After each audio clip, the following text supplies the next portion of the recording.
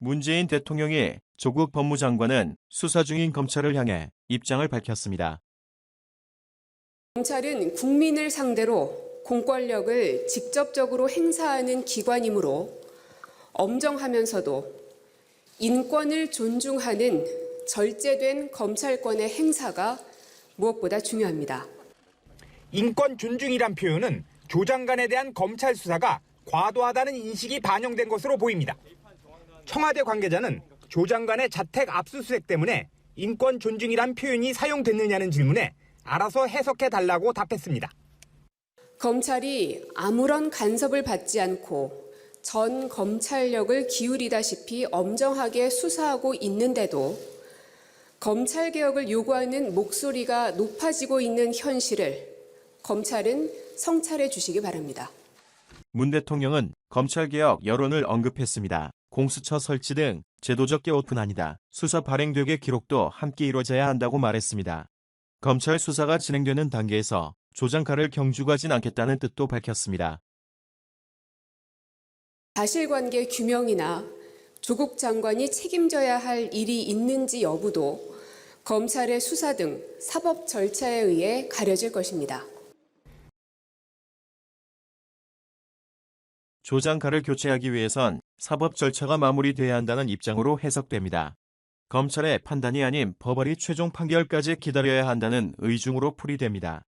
초구 법무부 장관 달 소설검사 전화를 계기로 약화된 더욱 강도 높은 파면 투쟁에 나서고 있습니다. 차경국 쪽은 전국적으로 장애 집회를 열고 조 장관 퇴진을 촉구하는 한편 조 장관의 업무화된 청와대와 8개 맹공을 퍼부었다 씁니다. 최지속 기자입니다.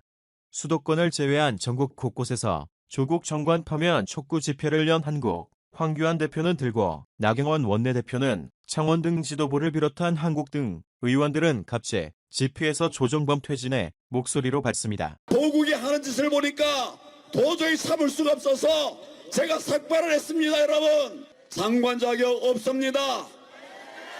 그 자리에 앉아 있으면 안 됩니다. 조사받으러 가야 됩니다. 구속돼야 됩니다.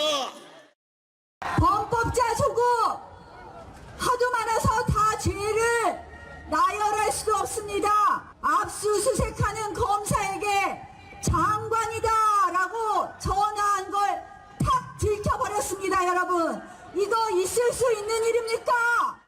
청와대와 여당이 조정과 조사를 검찰개혁에 대한 조항으로 규정하고 조 장관 업무에 나선 가운데 이에 대한 맹비난 안도 이어졌습니다. 이만희 원내대변인은 노골적인 수사 방해이자 법, 지에 대한 도전이라고 지적했고 민경욱 의원은 조 장관 사태가 바로 검찰개혁이라고 꼬집었습니다. 또 홍준표 전 대표난 대통령까지 나서서 검찰을 걷고 간다면 컨법인에 걸릴 만한 문 대통령도 탄핵될 수 있다고 주장했습니다. 조 장관 탄핵 추진에 한국당과 뜻을 함께한 다름이를 낭독 광화문에서 촛불을 들었습니다. 발음이 너무 문 대통령을 향해 조국 강박증오에서 벗어나 무너진 정의와 공정의 원칙을 회복해야 한다며 결단을 촉구했습니다.